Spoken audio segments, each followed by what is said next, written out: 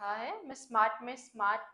में project manager के तौर पे काम कर रही हूँ हिंसा के कोनों के प्रोग्राम के अंतर्गत। आज जो हमारा प्रोग्राम था वो स्टेक होल्डर्स की ट्रेनिंग थी, जो हिंसा कोनों प्रोग्राम के अंतर्गत हमारे पास एक एक्टिविटी के तौर पे हम लोगों ने ये इनके साथ कंडक्ट किया है। यहाँ पर वेरियस ब्यूरोक्रेट स्टेक होल्डर्स हमारे जैसे वन स्टॉप सेंटर के लोग मौजूद थे। हमारी सीजीएम मैडम जो थी वो मौजूद थी। उनकी उपस्थिति से तो चार चांद ही लग गए इस पूरे कार्यक्रम में, क्योंकि उनको ज़्यादा नॉलेज है। वो एज एन एक्सपर्ट यहाँ पर आए थे और उन्होंने अवगत करवाया सारे स्टेक होल्डर्स को about the legal rules and regulations जो कि डोमेस्टिक वायलेंस में काम आते हैं। और मुझे लगता है कि ये ट्रेनिंग इसलिए भी बहुत ज़्यादा सफल रही क्योंकि एक कोलैबोरेशन होता है जब डिफरेंट डिफरेंट सेक्टर्स का, जैसे जहाँ पे ब्यूरोक्रेट्स है, पुलिस है, लीगल एडवाइजर्स हैं, हमारे कोर्ट के लोग हैं, हमारी सेजे मैडम खुद हैं, हमारे सीनियर एडवोकेट्स हैं। उनके अंतर्गत जब एक कन्वर्सेशन होता है तो सॉल्यूशंस निकलते हैं प्रॉब्लम्स को जो हमारी महिलाएं फेस कर रही हैं आजकल के टाइम पर, चाहे वो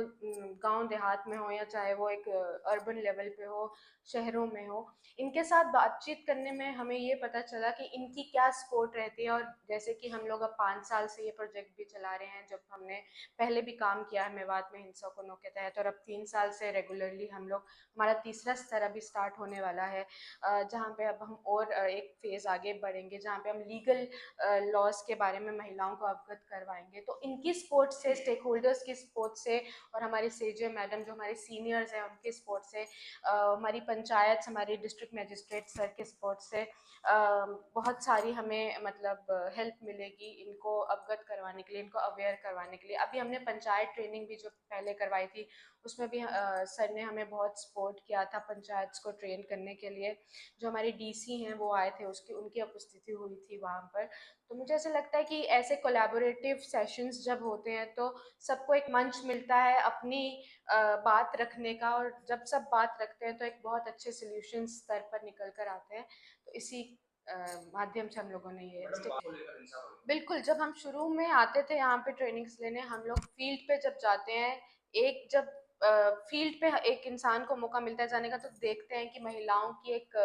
मानसिक स्थिति किस प्रकार की है, क्या उसे पता है हिंसा के बारे में। कुछ महिलाएं तो अवगत ही नहीं है कि उनके साथ हिंसा हो रही है और वो सही जा रही हैं। एक वो शुरुआत थी जहाँ महिला को हिंसा के बारे में ही नहीं पता था, और एक आज का दिन है जहाँ पे वो अपनी लीगल राइट्स के बारे में भी जानती है। उनको कम से कम आवाज उठाना तो आ ही गया है, और उनको ये पता है कि उनको मदद के लिए कहाँ जाना है। जब सहायकर्ताओं के लिए वो अवगत हैं, वो अवेयर हैं, वो सेंसिटाइज्ड हैं, तो मुझे लगता है कि हमारे पास बहुत छोटी सी एक प्रॉब्लम रह गई है जो समझानी सिखानी रह गई है औरतों को, कि उन लीगल रूल्स अथॉरिटीज तक किस तरीके से आगे अपनी बात ली जाए। तो जो उनको समझाने का काम था हिंसा के प्रकार, उससे वो अब बहुत आगे बढ़ चुकी हैं। वो अपनी आवाज उठाती हैं, वो गलत सही की पहचान कर पाती हैं, जो कि शुरुआत में हमको नहीं दिखा था। उन महिलाओं के लिए हमने एक ऐसा दरवाजा खोल रखा है कि अगर आप, एक महिला के अंदर हिचक होती है जब उसके साथ हिंसा होती है, तो वो वर्दी वालों के साथ बात नहीं करना चाहती, क्योंकि एक डर भी होता है कि पुलिस कर्मियों के साथ, अरे थाना